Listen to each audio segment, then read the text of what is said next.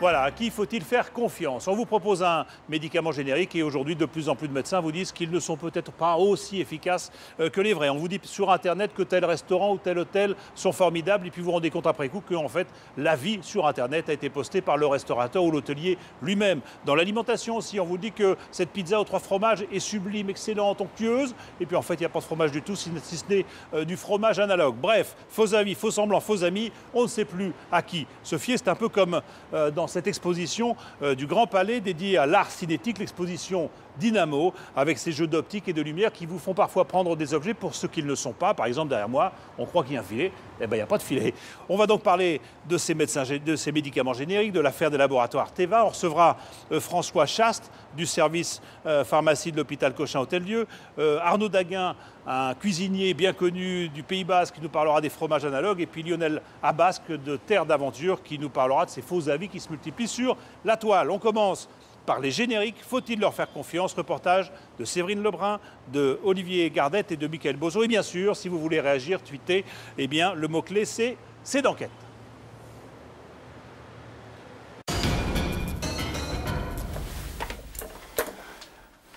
Guy Vigneault est médecin généraliste. 30 ans qu'il fait toujours les mêmes gestes. Pas de problème respiratoire, pas de quinte de toux? Non. Très bien. Parfait, écoutez, asseyez-vous. Mais depuis quelques années, il y a ajouté un nouveau rituel. À chaque ordonnance, des annotations scrupuleuses au stylo. Je marque devant l'Omexel, et j'en ai oublié un. J'ai fait l'ordonnance sur laquelle j'ai dû apposer à la main, devant chaque médicament généricable, la mention non substituable. Ça sert à quoi, ça?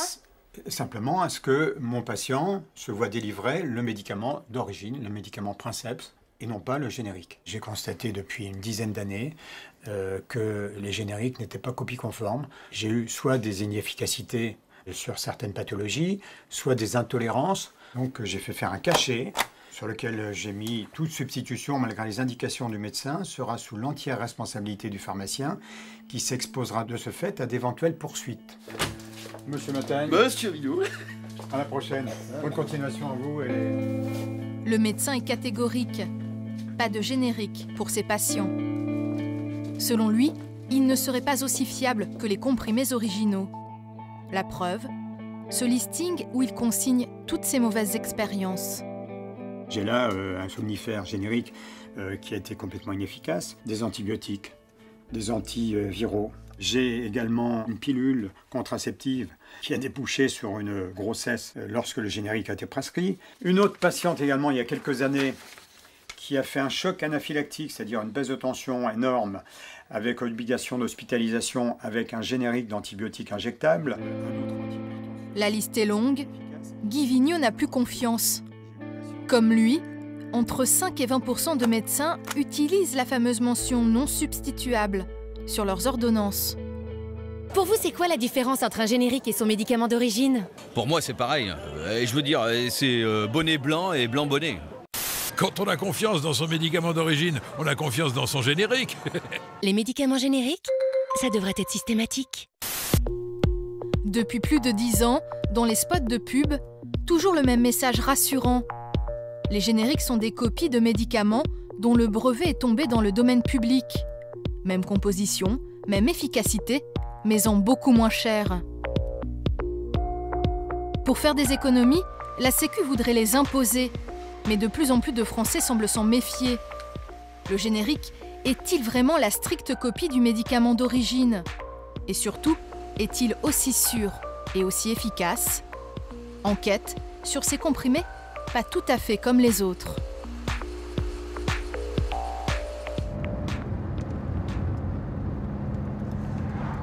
Pour Laurent, le passage aux médicaments génériques a été une descente aux enfers.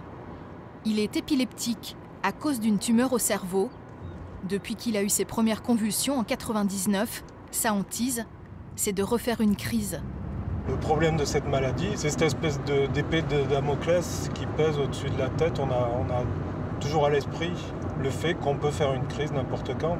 Je peux très bien imaginer qu'au moment de freiner ou à un stop, je ne m'arrête pas. Pendant des années pourtant, il a mené une vie totalement normale, grâce à son traitement. Des comprimés qui apaisent l'activité du cerveau. Alors je prenais de la Dépakine Chrono, 500 mg. Vous preniez ça tous les jours?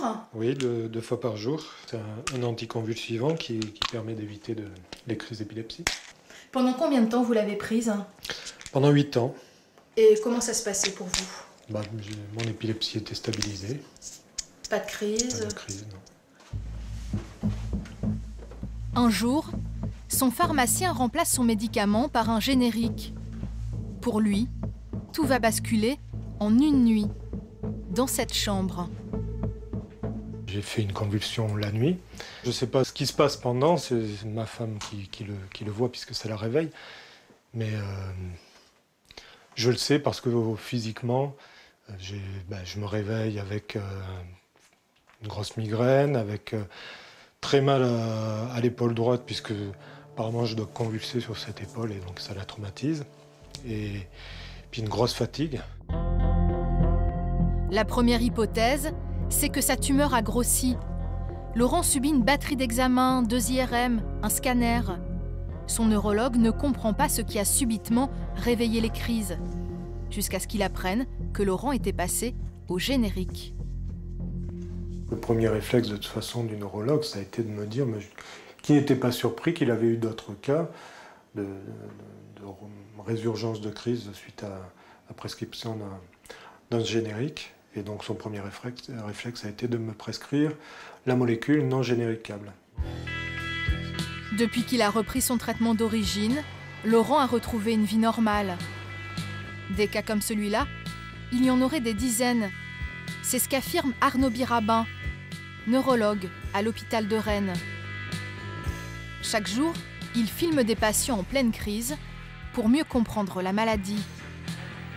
Le but, c'est d'enregistrer les patients et d'enregistrer leurs crises pour pouvoir les réexaminer milliseconde par milliseconde. Comme ça, on peut étudier les mimiques du visage, s'il y a des émotions, une peur, une impression agréable quelquefois. Des crises impressionnantes qui peuvent avoir des conséquences dramatiques. Comme en 2007, pour une de ses patientes passée sous générique. J'ai eu un cas particulièrement douloureux d'une jeune femme qui ne faisait plus de crise et qui malheureusement a fait une crise au volant. Et elle avait ses enfants derrière, il y a eu un accident, ça a été très compliqué. Et c'est ça qui m'a mis la puce à l'oreille et je me suis dit tiens, quelque chose de curieux. Et c'est de là qu'est sortie l'enquête qu'on a faite auprès des neurologues français. Il a alors envoyé un questionnaire à 1000 de ses confrères neurologues. Près de 300 ont répondu.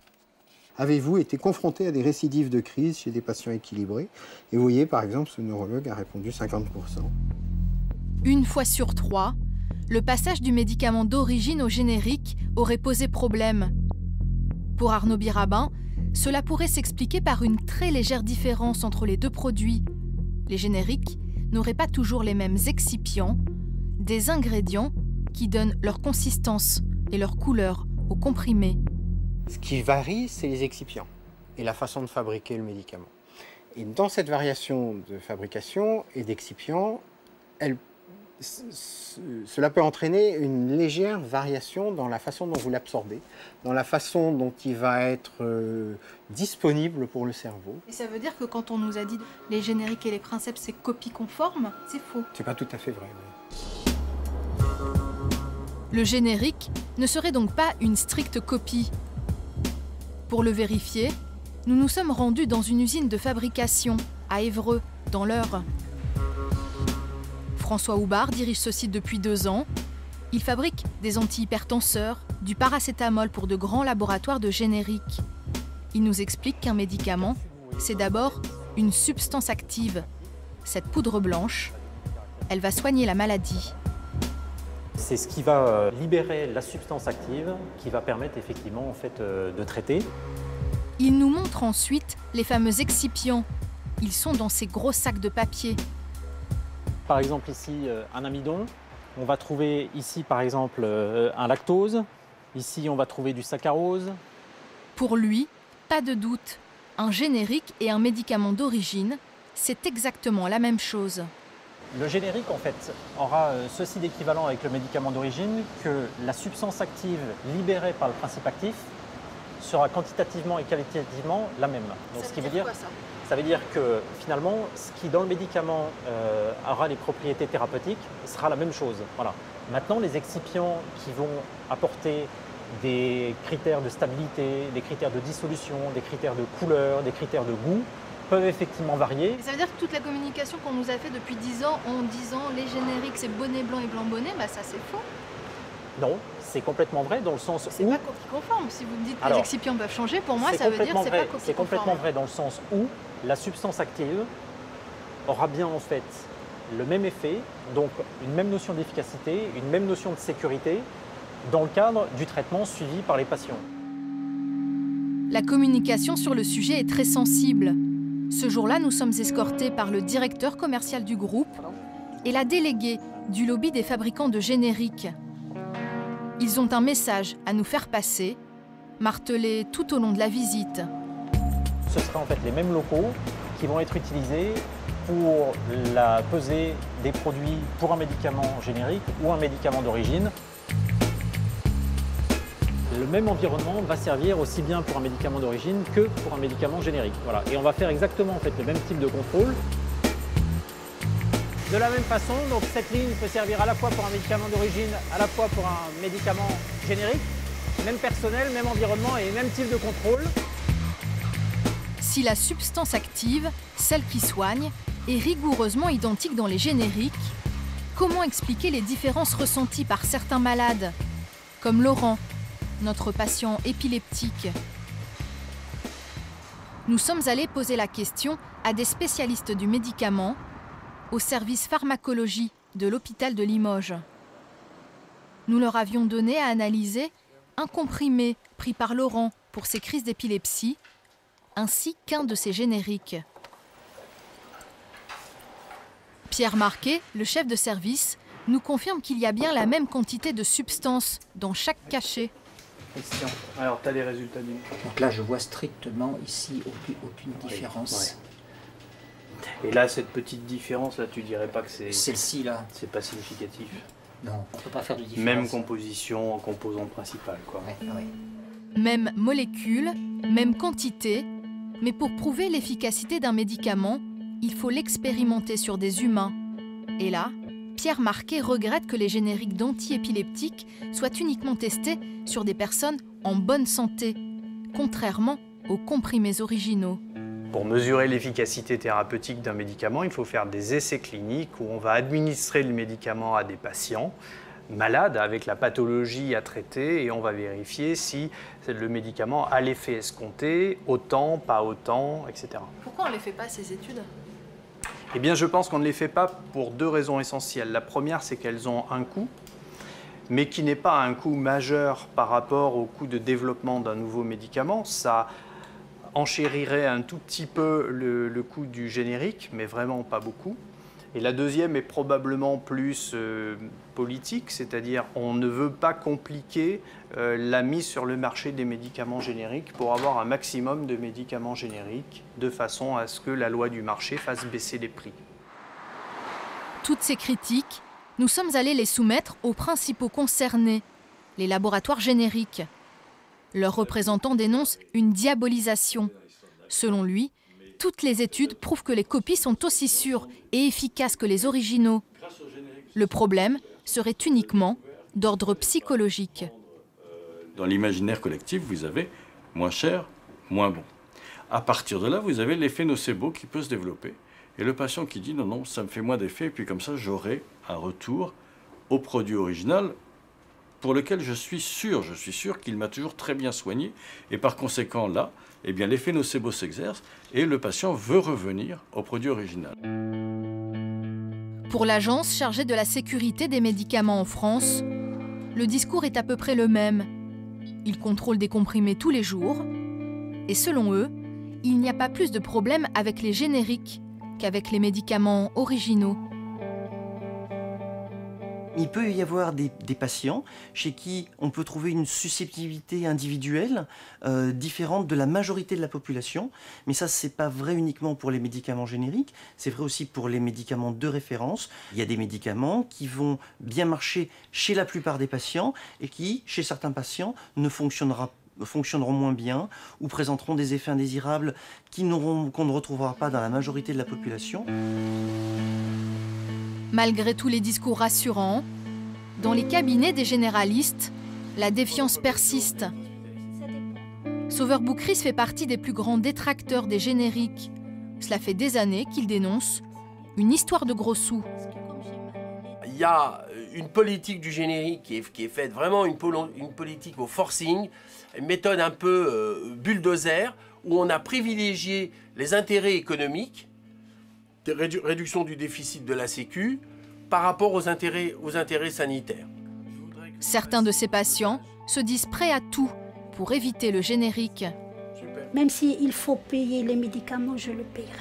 Mais vous avez les moyens, vous, de les payer? Non, je n'ai pas les moyens, mais voilà, pour ne pas prendre le risque. Donc voilà, je payerai mes médicaments s'il le faut. Comme elle, selon un récent sondage, 40% des Français doutent que les génériques soient aussi efficaces que les originaux.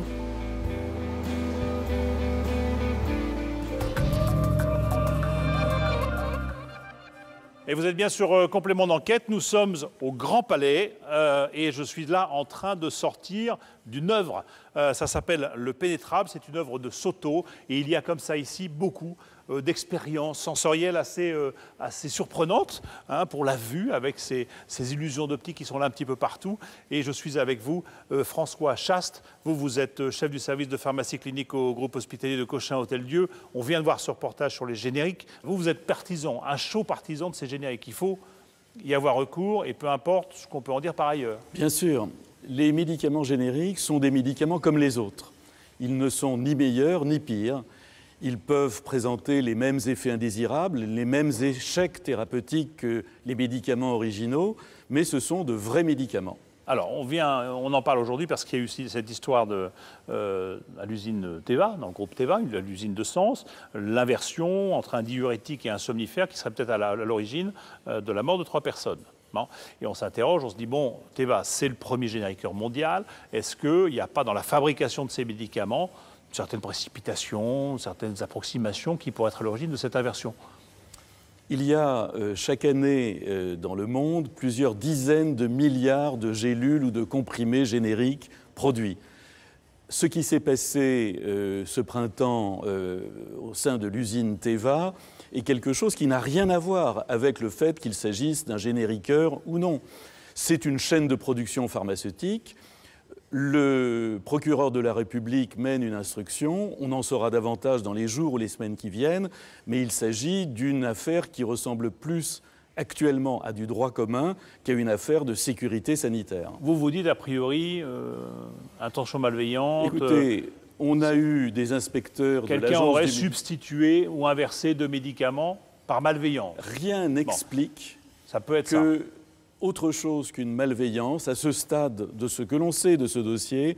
Bon, et pour l'instant, les enquêteurs de l'Agence du médicament n'ont rien vu de suspect sur les chaînes de fabrication. Il y a quand même un ancien pharmacien responsable de Teva Santé qui a dénoncé par le passé, par une lettre en 2011, les pratiques de l'entreprise en matière de qualité qui étaient insuffisantes à ses yeux pour respecter effectivement une certaine qualité de production. Le CHSCT Teva Santé, lui aussi, s'est inquiété. Il y a une ambiance dans l'entreprise qui peut porter à s'interroger sur la condition dans laquelle on fabrique ces médicaments. C'est un autre sujet. Oui, un autre sujet. Il peut y avoir une conséquence après sur la qualité de ce qu'on produit. La politique des ressources humaines est une chose, la fiabilité de l'entreprise est autre chose. Pour l'instant, rien n'indique que l'on soit en face d'un accident industriel ou d'une négligence, tout simplement. Alors, revenons plus largement au sujet de Séverine Lebrun, sur ces fameux génériques. On nous a dit pendant des années que c'était exactement la même chose. parce que les Français étaient un peu réticents, pour qu'on en prenne en disant c'est pareil que le Princeps, hein, le médicament original, c'est la même chose, on vous le substitue, vous le prenez, vous ne risquez rien. Et puis bon, voilà qu'il y a quand même eu des histoires chez les épileptiques, enfin, etc. Et de plus en plus de médecins en France aujourd'hui qui disent arrêtons de dire que c'est pareil, c'est pas vrai. Oui, je comprends le doute qui peut s'installer dans le public, mais il faut savoir que les agences sanitaires demandent aux industriels qui mettent sur le marché un médicament générique des études qui démontrent que la quantité de principes actifs qui est libérée dans l'organisme est identique entre le générique et le médicament original. Une étude a été réalisée aux États-Unis qui est très intéressante à ce sujet. Elle a été réalisée en 2009. Cette étude a été réalisée par la Food and Drug Administration sur 2000 dossiers de génériques présentés à Washington.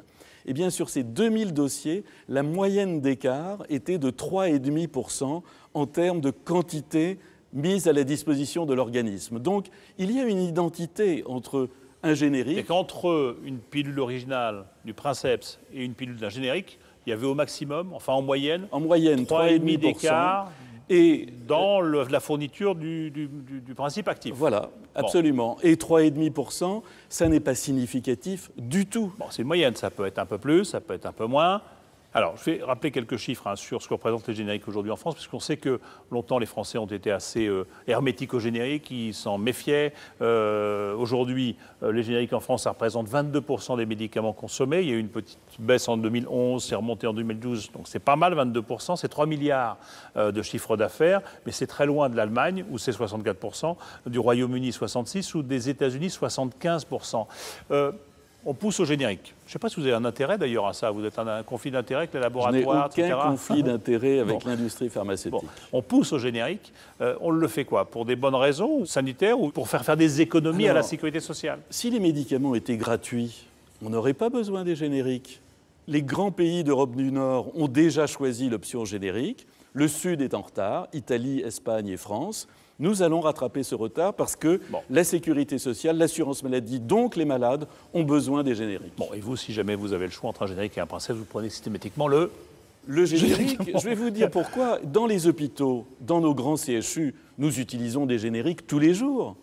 Et donc, ça ne pose aucun problème aux grands patrons qui sont les médecins de ces établissements. Bon, et vous êtes pharmacien dans ces hôpitaux-là. Absolument. Voilà, on va enchaîner avec justement d'autres sujets sur ces faux amis, ces faux semblants. Et là, on va aller voir ce qui se passe du côté des faux amis sur Internet.